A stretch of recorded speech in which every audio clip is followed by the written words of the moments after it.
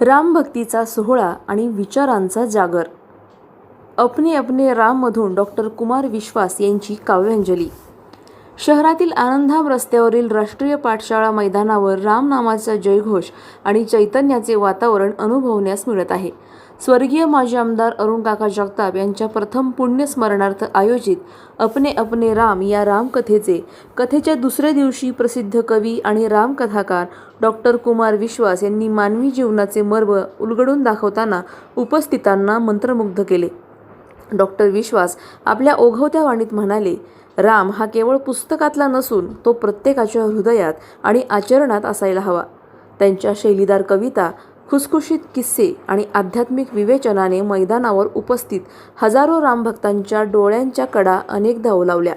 काका ट्रस्ट आणि जगताप परिवाराने केलेल्या या भव्य नियोजनाची सध्या संपूर्ण शहरात चर्चा आहे.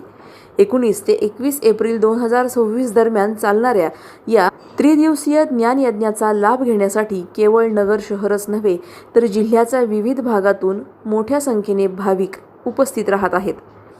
प्रतिनिधी स्वामी गोसावी, न्यूज 24 घडामोडी, अहिल्यानगर. अशाच बातम्यांचा आढावा घेण्यासाठी आजच आपल्या YouTube चॅनलला सबस्क्राईब करा. बातमी आवडल्यास लाईक करा आणि इतरांपर्यंत शेअर करा.